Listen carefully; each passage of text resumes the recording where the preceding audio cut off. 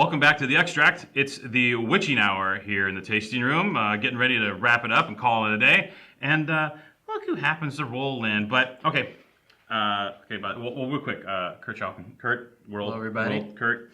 Our first experience with Curt's wines about 10 years ago, I think, decade? No, less than that. 7, 8 years ago, huh? Yeah, probably 08. 08, yeah. Okay, so we're tasting these wines. First of all, it's this wine right here, right, with the real trippy label.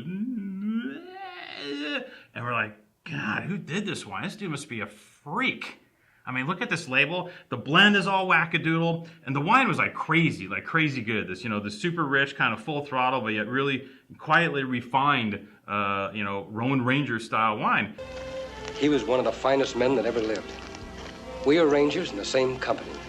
And then, and we didn't meet Curt for like a couple years or something, like totally incognito, like full on stealth mode and that kind of stuff. And the first time Curt rolls in, it's like, you? Yeah. You're the crazy kook behind these goofy wines? Right.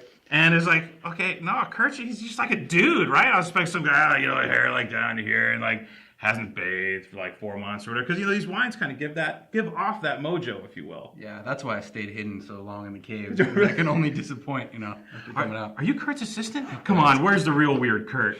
So anyway, welcome, not so weird Curt. Yeah, sorry. To The Extract, everyone. And Curt's here today because we absolutely adore his wines. You're very good at what you do. Okay, you're kind of okay at what you do. Right. I feel a lot more comfortable with that. Okay, you're really bad at. Okay, we'll stop the okay part. I'll go with that. Okay. Curt, just a quick 1 minute precursor to the set of wines we have in front of us here. How'd you get started? How'd you get bit by the wine bug? I think my fascination with beverage things started when I was probably 18, 19 with beer, actually. Mm-hmm. And some friends of mine, a little bit older, could actually buy beer legally, but we had bought a book, Encyclopedia of Beer, and it was all import beers. So we started this checklist to go through everything, right. In my buddy's kitchen, and I think that's really where the whole fascination with drinking things and trying to understand them started. And then I moved where I live now to go to Cal Poly San Luis Obispo. Mm-hmm. I'd got into wine from working at Trader Joe's, this little grocery store some of you might know about. My boss had started teaching me about wine when I was 19, and then moved where I live now, was able to go wine tasting. Beauty of where I live is even more so back then, but it's still to this day true. It's really blue collar. Everybody that does what we do, there's not somebody behind a curtain. You go to these wineries, you can see the people that do it, meet the people that do it. So I actually made some friends that made wine and started helping out and made my first wine in 2003, 1 barrel, after a few years of helping out another cellar, and here we are. So you did the cellar rat thing. I did. And but you were cellar rat, it appears, at a place maybe that gave you the option to get an early look at a bunch of different vineyards throughout the Central Coast. I mean, the reason I asked is because you jumped right into this, but it seemed like you already had a little bit of a built-in knowledge of some of these sites in the Central Coast from an early start. For sure. So the winery I worked with, and then my philosophy or our winemaking still is, I guess what you would call a garage east, mm-hmm. Which I always think of as just somebody that makes wine in a big garage. So it's actually pretty traditional. There's a lot of garage east winemakers in France, and because of that winery I worked for needing to source fruit, like you said, I was able to work with a lot of different sites. And then when I started my own project, expanded upon that. And now we're up to 13 vineyards from Paso Robles all the way down to Solvang. And I get to spend time in each one of them. So I feel very lucky. That's a little bit of driving, dude. It is a little bit of driving, but it's not bad. I actually grew up down here in Southern California, so I know what driving's really about. And I'm not sitting in traffic. Man, you and Mac Myers almost followed the same path. SoCal, TJ's, Rome Blends, good wines. Yeah, that's crazy. I hadn't even thought about it. So it's like, wow, it's crazy. Okay, so the first wine that we tabled, the first wine you made, huh? This is the first commercial wine. Yes. So the first wine that we tasted from Curt and really enjoyed and bought a bunch of it, had fun with, was The Offering. And it's kind of been your flagship, I guess, or kind of like your mainstay, the anchor of the portfolio, would you kind of say, as you've grown and evolved over the years. By the way, he's got a bunch of different fantastic labels, but they're all like, he makes like like this much of each of them type deal, but they're really phenomenal, value priced, and we carry a bunch of them. But besides that, the offering is the anchor. And now this year he rolled in. It was kind of surprising because we have like anchor offering spin-offs. Yeah, I guess maybe. Well, isn't like an anchor like 3 pieces usually? Yeah. It's kind of like all 3 points of the anchor, I guess. Okay. The anchor. This is like the anchor of the offering here. Yeah. So this is because and the funny thing is, so these are all parts of the offering, and actually you do these before you make. Right. This? So what? Talk about this. Yeah. So this is Now let's drink something. some we start on that side, or which way? You know what? We'll start in the middle because why wouldn't we? Oh, yeah. All right. So we're gonna start with Grenache. So yeah, this year I decided to do something a little different, and like Kyle said before, I put the blend together. I bottled each of the components separately. So something about my winemaking style, I keep all of the wines in their own barrels from the day they come out of the press for like 18 to 20 months, depending on when I'm ready to make the blend. So I mean barrel by barrel, not lot by lot. So let's say I have Bien Nacido Grenache and it's 5 barrels. Those 5 barrels never get mixed up. They stay individually for those 5 barrels so that I can assess each wine barrel by barrel before I put the blends together. So basically when I had all the barrels that I knew were going to the offering together, I put all of the Grenache in one tank, the Syrah in one tank, the mourvèdre in another, and then sent parts of those tanks to another tank to put the offering together, and then left behind what I wanted to bottle for these. Got it. Okay. But these are essentially the components of this wine, right? Exactly. Okay. So how cool is this? This is like a make your own offering. Wait, that came out weird. No, it's make your own offering. So 100% Grenache for this first one. 100% Grenache. So I'm calling these wines the Journeyman series because actually what we alluded to earlier, I like to consider what I do kind of, close to being a journeyman. So you build your skill set by working in a lot of different places under a lot of different people. Me, maybe not so much with a lot of different people, although I work for a few, but it's more about working with a different vineyard. So Journeyman series here, and each wine has its own name. So actually, if you look at it, it's a guy starting his walk, starting to climb up the hill. So it starts with Syrah, which was the first varietal I ever worked with. Starting the walk, middle of the walk is the Grenache, and then end of the walk, mourvèdre. So varietals I started working with, my main focus varietal, and then varietal was the last one for me to feel like I kind of was wrapping my head around it. So we've got Syrah called The Long Way Home. Believe it or not, I've been making or working with Syrah since 2001. And this is the first time I've ever bottled Syrah on its own. That's crazy. So that's why it gets the name Long Way Home. Out of respect for the winery I started working for back then, never bottled individual Syrah. My wife and my assistant winemaker told me it's probably been long enough. You're probably safe, so long way home here. Middle here we have the Grenache, which is my main focus varietal, and we call it the Fool's Errand.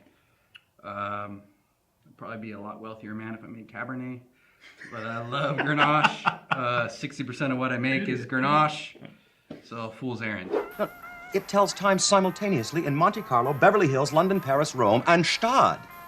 In Philadelphia, it's worth $50.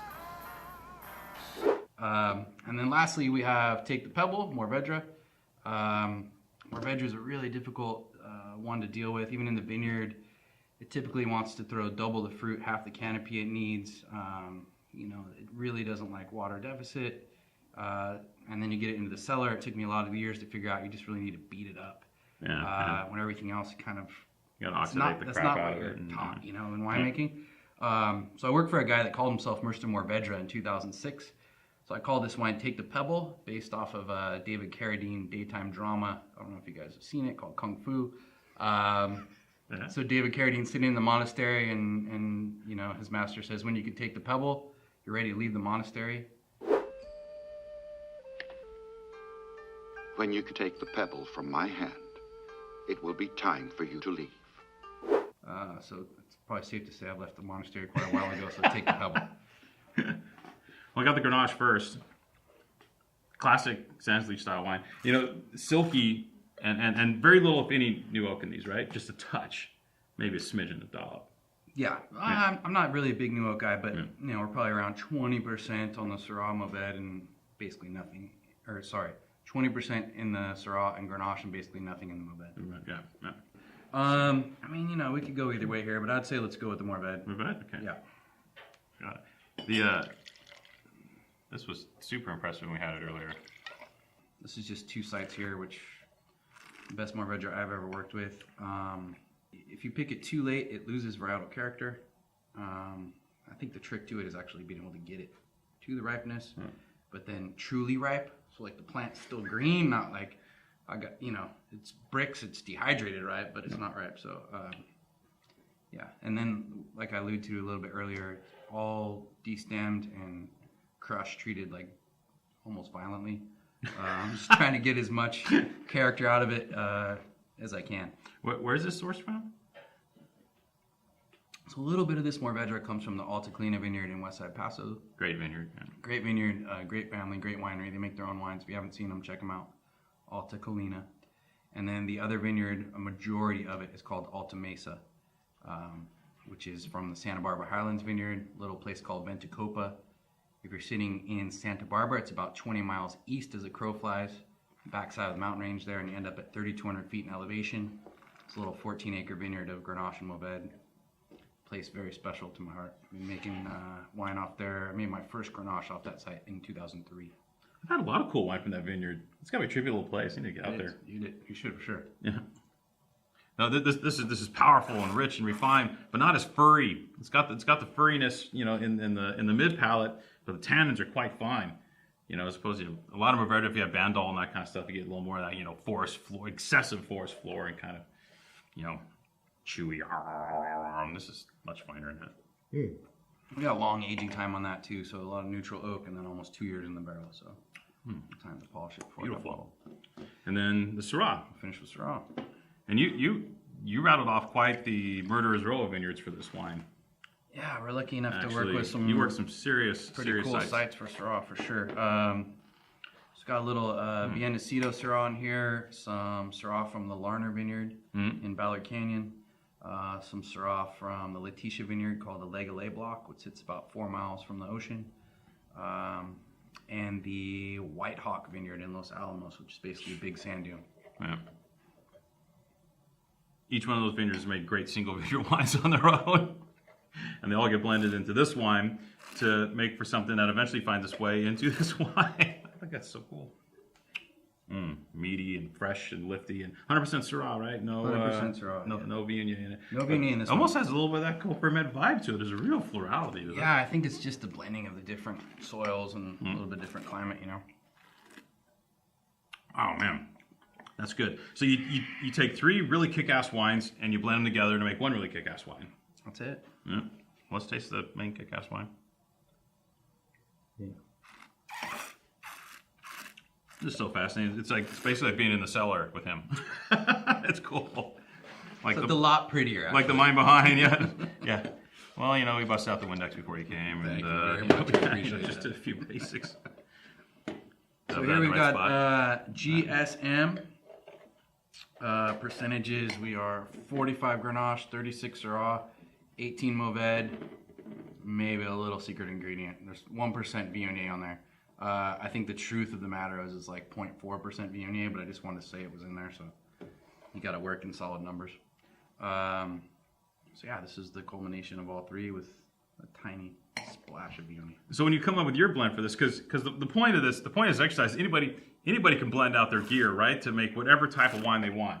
But your blend ends up this particular style. Is it just, do you have, almost like a director of a movie, like do you have it in your head prior to going to the blending, what you're kind of looking for out of the wine, and then you kind of achieve that goal, or?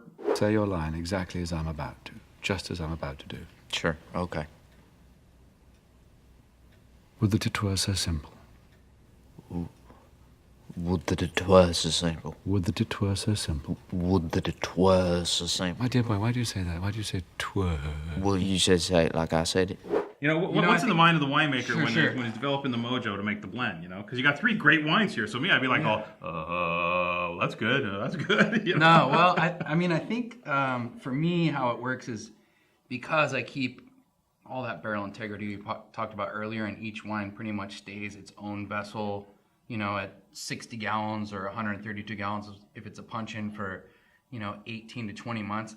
I kind of actually, believe it or not, get to know almost every barrel, or I like to think I do. Hey Bob, so, hey Curt. Yeah, I mean, going into the blending, I'm not going into it blind. Right. And then, other than that, I hate to say it, but it's really a lot of just trial and error, just like putting things together, what I think's going to work, and then testing what isn't. But I think it's really important to know those barrels individually, so that if a part of the blend is just something sticking out, it's not right, I can know what to increase or decrease out of it. I don't know, probably it sounds almost unbelievable, but I do it. Wow, this is quite fine again, sir. Thanks. Yeah. All right, so this is his offering.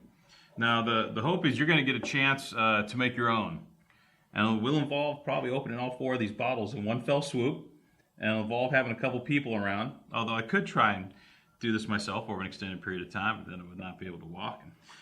So yeah, the point here is I think we're going to do this in a set, right? Yeah. Is that kind of like the idea behind it? It wasn't the idea initially, but it's kind of evolved. Yeah. So yeah, I'd like to present this to everyone to like kind of play the beat the winemaker game. We're kind of joking earlier, it'd be really sad for me if every time you do this, like the worst wine's always the offering, but hey, I'm willing to put it out there. You guys The go for offering. Right. Yeah.